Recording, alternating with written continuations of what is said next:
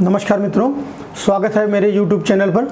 आज मैं जैसे बात कर रहा हूँ इस समय हस्तरेखा विज्ञान में सूर्य रेखा के बारे में। तो सूर्य रेखाओं पर कौन कौन से चिन्ह होते हैं, तो उनके क्या परिणाम होते हैं, आइए इस बारे में बात करते हैं। जैसे सूर्य रेखा पर मैंने दिखाया है कि अगर पुष्पगुच्छ हो, जो फूलों की आकृति बनती हो अगर सूर्य रेखा पर, इस तरह से सूर्य रेखा से और लाइनें निकलती हों, फिर और ब्रांचेस निकलती हों, तो ये ऐसा व्यक्ति अपने जीवन काल में बहुत अधिक परिश्रम करने के बाद सफल होगा। इससे व्यक्तियों को सफलता बहुत देर से मिलती है और उनको काफ़ी मेहनत करने के बाद, काफ़ी प्रयास करने के बाद उन्हें सफलता अपने जीवन में प्राप्त होती है। तो ये बहुत अच्छा साइन नहीं माना गया, बहुत अच्छा चिन्ह नहीं माना गया। और दूसरा, अगर कोई लाइन, कोई रेखा हृदय रेखा से निकल करके, कोई रेखा हृदय रेखा से निकल करके और उस सूर्य रेखा को काट दे, तो ये अच्छा नहीं माना गया है। और ऐसा व्यक्ति अपने ही निर्णय से असफल होता है, अपने लिए गए निर्णय से ही असफल होता है। ऐसा कोई निर्णय अपने जीवन में लेता है जिससे कि वो उसको असफलता प्राप्त होती है, असफलता हाथ लगती है।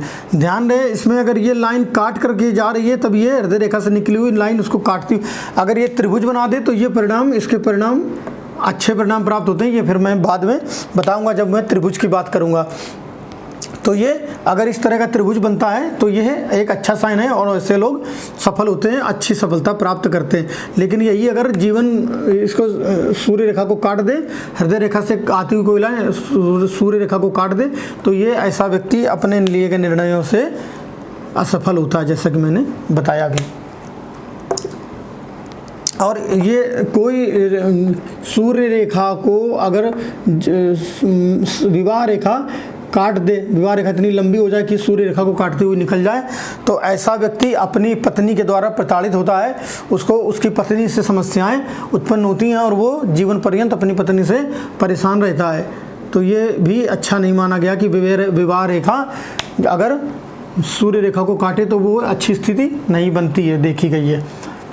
और अगला है, बात करता हूँ मैं सूर्य रेखा पर अगर क्रॉस लाइन, ऐसे ये वर्टिकल क्रॉस लाइन है, तो ये भी अच्छा नहीं मानी गई है। ये रेखाएं भी अच्छी नहीं मानी गई। ऐसे लोग असफल होते हैं जीवन में, उनको कहीं समाज में उनको कलंक मिलता है और जीवन पर्यंत उनको समस्याएं बनी रहती हैं। उनका जीवन संघर्ष में रहता है, उनको समस्याएं होती रहती हैं कुछ ना कुछ। और अगला पॉइंट है कि अगर जीवन सूर्य रेखा पर अगर कोई वृक्ष है, इस तरह से वृक्ष की आकृति की रेखाएं होती हैं, तो यह अच्छा माना गया है। सूर्य रेखा पर वृक्ष का होना अच्छा माना गया। ऐसे व्यक्तियों को प्रसिद्धि, पद प्रतिष्ठा, सम्मान, सरकारी नौकरी और अच्छा पद प्रतिष्ठा, सम्मान और यश, कीर्ति, धन, सभी चीज़ें इनको जीवन में समय समय पर प्राप्त होती रहती हैं। और यही वृक्ष अगर उल्टा हो जाए, जैसे ये इस तरह से लाइन बन जाए जो कि उल्टा वृक्ष की आकृति बनती हो, तो ऐसा व्यक्ति जीवन में असफल होता है, उसको कलंक मिलता है और समाज में वो कहीं कलंकित होता है और जीवन में उसकी समस्याएं, बाधाएं जीवन पर्यंत बनी रहती हैं। तो ये उल्टी वृक्ष की आकृति सूर्य रेखा पर अच्छी नहीं मानी गई है।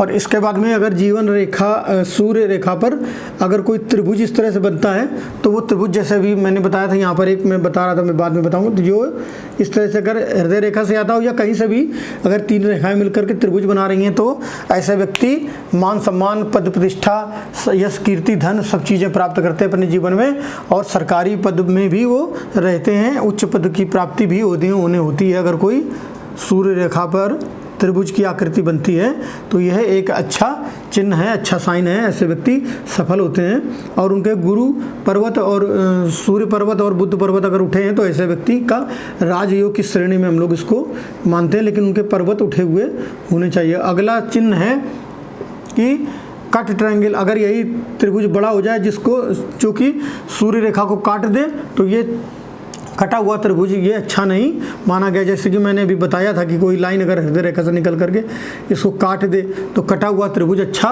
नहीं माना गया। ऐसे व्यक्ति असफल होते हैं अपने जीवन में, उनको कलंक लगता है कहीं समाज में, या वो संघर्षशील रहते हैं लेकिन सफलता उनको नहीं मिलती है।